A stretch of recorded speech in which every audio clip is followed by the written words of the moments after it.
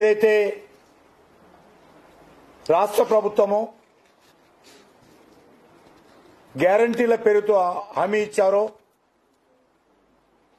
వాటిని గ్రామ సభల ద్వారా ఎంపిక చేయాల్సి ఉంటుంది. కాబట్టి పార్లమెంట్ ఎన్నికల వరకు ఆ యొక్క గ్యారంటీలను అమలు చేయకుండా గ్రామ సభలు పెట్టడానికి అవకాశం లేదు. కాబట్టి సర్పంచులు లేరు. కాబట్టి మేము ఎన్నికలైన తర్వాత ఈ యొక్క పథకాలను అమలు చేస్తాము గ్యారంటీ అనేటువంటి విషయంలో తప్పించుకునేటువంటి ప్రయత్నము ఈరోజు కాంగ్రెస్ పార్టీ చేస్తున్నట్టుగా కనిపిస్తుంది. కాబట్టి ఒక 73వ రాజ్యాంగ స్పిరిట్ ప్రకారము